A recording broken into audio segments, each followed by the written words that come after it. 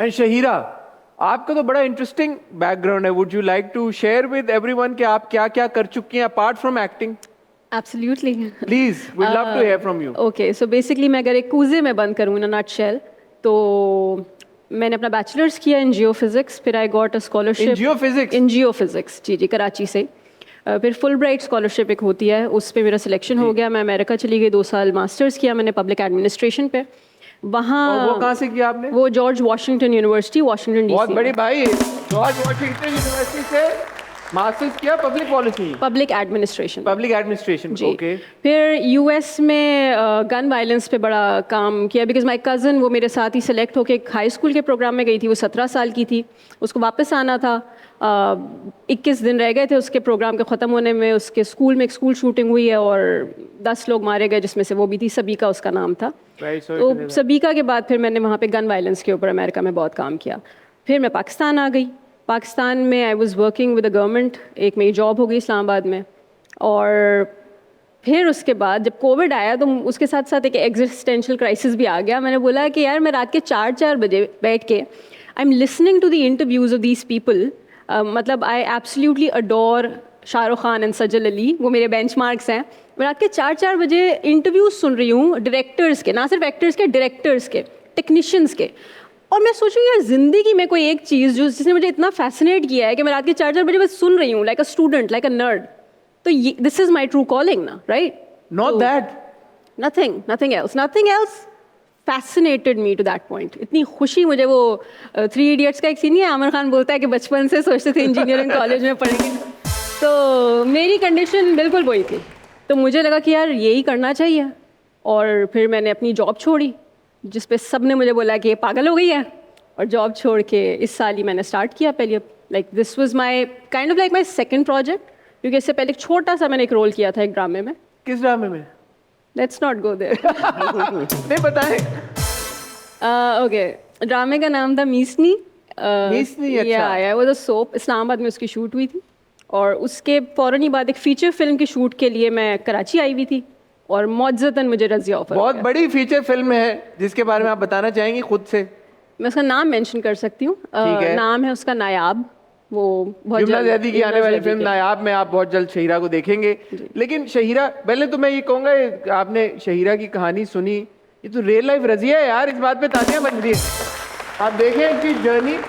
But tell me something Shahira, जब आप as a Fulbright scholar America गए, George Washington जैसी यूनिवर्सिटी में आपने पढ़ाई की, फिर वहाँ पे गन वायलेंस के ऊपर आपने काम किया एज एन एक्टिविस्ट, फिर आप पाकिस्तान आई, यहाँ पे भी आपने गवर्नमेंट के साथ काम किया. तो ये तो अगर देखा जाए तो एक बड़ी जो ट्रजेक्ट्री या जर्नी है. वन वुड थिंक यार बड़ा एक सीरियस माइंड, या नॉट टू से कि एक्टर्स सीरियस नहीं होते, बट एक आर्टिस्ट की यूजुअली अगर आप जर्नी का मुतालिया करें और फिर एक एक्टिविस्ट का करें तो उसमें काफी आपको तजाद नजर आएगा.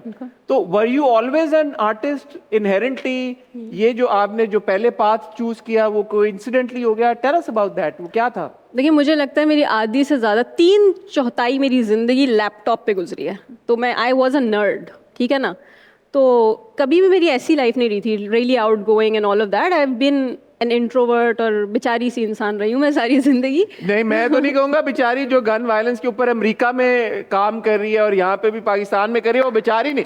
और फुल प्राइड पे, और फिर अपनी नौकरी छोड़ के एक्टिंग को परसू कर दिया, बावजूद इसके कि सपने का पागल हो गई, तो वो बेचारी नहीं हो सकती मेरे ख्याल. I would like to mention one thing. मुझे लगता है ये जो आपने तजाद की बात की ना, ये दुनियाएं बहुत मुख्तलिफ हैं. और कहीं ना कहीं मैं अपने आप को चैलेंज भी करना चाह रही थी कि यार मैं कंप्लीटली वो इंसान रही हूँ, एक क्यूबिकल में बंद. ये दुनिया कंप्लीटली 180 डिग्रीज ऑपोजिट है, surrounded by people all the time. So maybe I want to challenge myself and just experience the thrill of it. या तो जब रज़िया आप तीनों के पास जब आया, मुझे पता चला आपने तो मना कर दिया था. आपने कहा मैंने करना ही नहीं. ये सच है?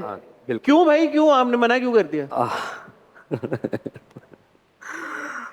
हुआ ये कि मोहसिन भाई के असिस्टेंट ने कॉल की. पहले मोहसिन भाई की कॉल आई कि भाई कहाँ है. मैं ड्राइव कर रहा था गाड़ी, तो मैं बोला यार मैं तो जा रहा हूँ. बोले, कह रहे यार तू आ सकता है.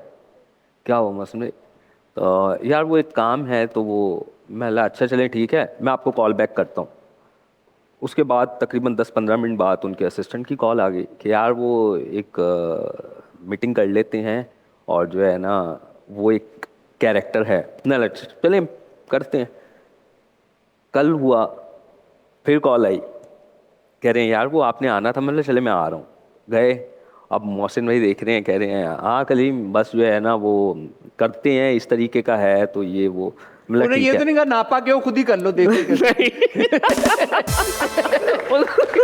जहन में होगा लेकिन बोला बोले नहीं। अच्छा। I expect better from Mohsin. अच्छा, तो वो असिस्टेंट जो था, अब वो ये कह नहीं रहे कि यार ऑडिशन लेना है। अच्छा, हाँ यस यस, मतलब ऑडिशन लिया है, लेकिन वो बोल नहीं रहे, जाहिर है काम किया हुआ है थोड़ा बहुत, जो उनके शर्मा assistant गए थे। वो, कह रहे हैं हाँ, यार इसको हम कैसे बोलेंगे हाँ, ऑडिशन। तो वो जूनियर थे, वो भी आर्ट्स काउंसिल थे।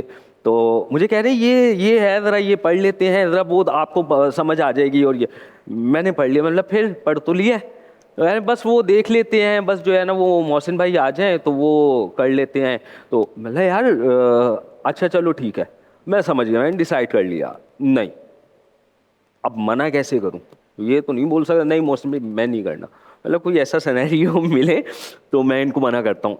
कल फिर कॉल आ गई कि भाई वो आज आप आ जाओ, तो बोला हाँ ठीक है मैं जाता हूँ। और आज देख के मना करके अब बैठे हैं, तो साथ ही हम देख रहे हैं कि कुछ और लोग आए हुए हैं उसी कैरेक्टर के लिए। यार ये कैरेक्टर जो है ना वो इस तरीके से, तो अब वो साथ खड़ा कर रहे हैं, यार ये बड़ा लगेगा ये छोटा लगेगा, तो वो एज दिखानी थी उनको।